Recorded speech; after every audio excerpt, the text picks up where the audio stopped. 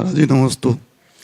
मेरी शंका है कि आजकल कुछ कमेटियां आहार दान के नाम पे दान ले रही हैं, यह कहाँ तक उचित है और इसमें श्रावकों का क्या कर्तव्य है? देखिए, मैंने पहले भी अनेक बार कहा है, आहार दान होता है, रुपयों पैसों का दान आहार दान नहीं होता।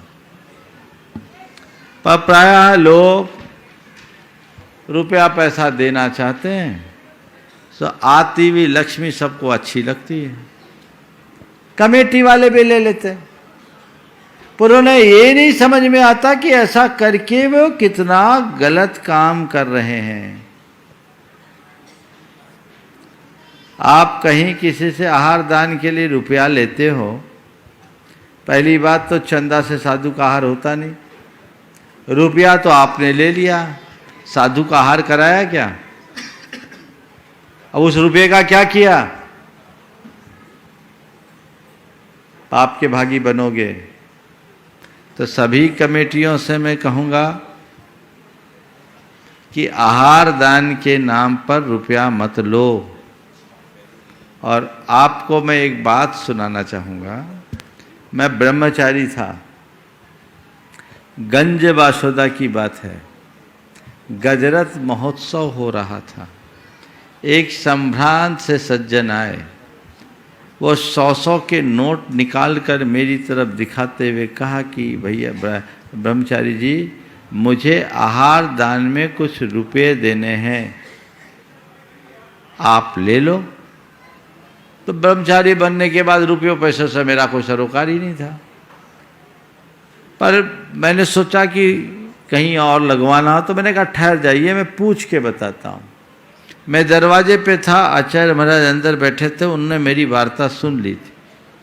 मैंने अंदर जाके गुरुदेव को नमस्कार कर कहा, गुरुदेव बाहर एक सज्जन खड़े हैं और वे आहार दान में कुछ राशि देना चाहते हैं, क्या करूं? उन्होंने जो जवाब दिया वो ध्यान देने की लायक है।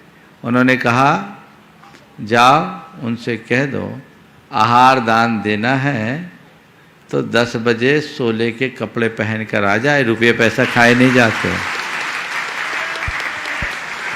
आहार दान ये है, समझ गए? तो रुपयों का दान आहार दान में नहीं होता। और यहां तो जितने भी चौके लगाने वाले सबका इंडिविजुअल चौका है, तो आहार दान के लिए चंदा क्यों? जरूरत ही नहीं। हाँ, यदि कोई दान देना चाहता है, आपका व्रती आहारशाला आपकी चलती है, आप व्रती भोजनशाला के लिए दान ले सकते हो। आपकी भोजनशाला चलती है, आप भोजनशाला के लिए दान ले सकते हो। और कई बार कई लोग सोचते हैं कि आज मैंने आहार दान दिया, दूसरों के चौके में दिया, मेरा अपना तो कुछ गया नहीं। तो दूसरों के चौकों में मैंने आहार दान दिया तो मेरा कुछ दान हो जाए। तो वो व्यक्ति आहार दान देने की खुशी में दान करे तो स्वीकार लो। क्या कर रहा है दान? मेरे हाथ से आज आहार दान हुआ, अब महाराज के लिए तो कोई रुपया लगेगा नहीं, लेकिन इस खुशी में मैं कोई अच्छे कार्य के लिए दान दे रहा हूं तो वो स्वीकार है। आहार दान के लिए पैसा नहीं और कोई रसीद नहीं कटनी चाहिए आहार दान के नाम पर। ये एक प्रकार का दोष है, सब इंडिविजुअल लोग करते हैं, आप कराइए। कदाचित कमेटियों को किन्हीं संघों के लिए जरूरत भी हो तो इस तरह रसीद काट काट कर नहीं करिए। आज हमारे साधु की ऐसी दुर्दशा नहीं है कि उनके लिए चंदा करना पड़े, लोगों की लाइन लगी हुई है। एक आदमी भी करने में सक्षम है। व्यवस्थापकों के सामने समस्याएं रहती है, सब जगह एक सी व्यवस्था नहीं रहती, उनको व्यवस्थाएं करनी है, पर वो चंदा आहार दान के नाम पर नहीं। धर्म प्रभावना के नाम पर आपको कोई दान मिलता है, आप उसे स्वीकार कर सकते हैं।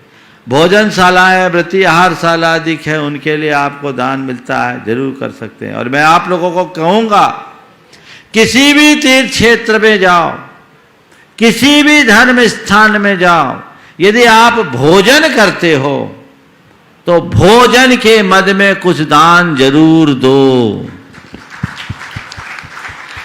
और जितने का भोजन कर रहे हो उससे ज्यादा दो, ताकि उसमें वही पैसा लगे और उसका लाभ उन लोगों को भी मिल जाए जो अपने जेब से देने में सक्षम नहीं है। ये उदारता होनी चाहिए। और भोजन आदि की व्यवस्था में भी मंदिर का रुपया नहीं लगना चाहिए, वो अलग से कलेक्ट होना चाहिए, क्योंकि देव द्रव्य का उपभोग प्रत्यक्ष या अप्रत्यक्ष रूप से हो तो पाप है।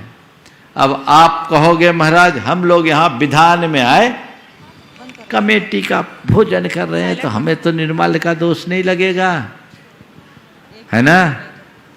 नहीं लगेगा। क्यों नहीं लगेगा? तुमसे फुल पैकेज ले लिया गया है। साइलेंट कर दिया ना।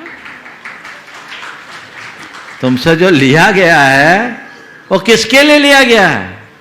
ये दान नहीं लिया है,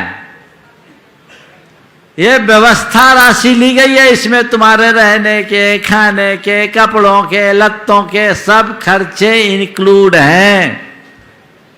अभी ये निर्माल्य नहीं, इसके बाद हिसाब किताब करके जब बच जाए, सरेंडर हो जाए, वो देव द्रव्य हो गया। तो धार्मिक आयोजनों में कमेटियों के सामने दुविधा होती है, अलग अलग कितने मद में पैसा इकट्ठा करें। तो उसके लिए आप उनसे, लोगों से लीजिए, ताकि वे देव द्रव्य के उपभोग के पाप से बच सके। ये व्यवस्था होनी चाहिए और ऐसे कार्यों में सदैव उदारता का परिचय देना चाहिए। बहुत अच्छी बात पर आपने ध्यान आकृष्ट किया है। प्रायः देश में हर जगह लोग इसी तरह का प्रमाद कर लेते हैं और उस प्रमाद के कारण कई प्रकार की कुरीतियां प्रकट हो जाती है। ये उचित नहीं है, हमें इनसे बचना चाहिए। सभी धार्मिक संस्थाओं के प्रमुखों से मेरा ये कहना है, ऐसा मत करो। और आप सबसे भी मेरा कहना है, आप भी आहार दान में ऐसा पैसा मत दो। अब महाराज जी फिर हम तो आहार दान दे ही नहीं पाएंगे। क्यों नहीं दे पाएंगे? आइए ना, चौका लगाइए, जी भर करके दे दीजिए। महाराज ऐसी व्यवस्था नहीं है तो अनुमोदना कर दीजिए। पंडित सागरमल जी थे, विदिशा के शास्त्री परिषद के अध्यक्ष हुआ करते थे, बड़े दिग्गज विद्वान थे। एक जमाने में उनके नाम की तूती बस्ती थी, पर उनका जो घर था उनने फक्कड़ी में जिंदगी काटी। एक कमरे का मकान था, वो भी किराए का था। वो अपने घर में कभी चौका लगा नहीं सकते थे। वो क्या करते थे, जब भी आहार दे दूसरे के चौके में दे, साथ साथ चले जाते, चौके में जाके आहार देते, और आहार देने के बाद मंदिर के गुल्लक में 100 रुपये का नया नोट डालते। उनका नियम था, आज मैंने आहार दिया तो 100 का एकदम नया नोट। एक दिन मेरी दृष्टि पड़ गई तो उन्होंने कहा, महाराज जी मैंने आहार दान दिया, मेरा कोई द्रव्य लगा नहीं, और ये द्रव्य आप लोगे नहीं, तो मैं सोचता हूं चलो जो कोई नहीं ले वो भगवान ले ले, भगवान के दरबार में लगा दूं, कुछ तो दान हो। ये मेरे दानांतराय कर्म का उदय है कि मैं अपने घर में ऐसी व्यवस्था नहीं कर पा रहा हूं।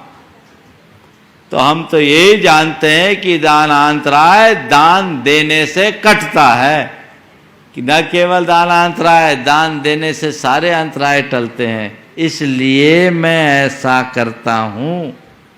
ये दृष्टियां हैं, तो ऐसी दृष्टि सभी को रखनी चाहिए और उसी अनुरूप अपने सारे कार्य संपन्न करना चाहिए।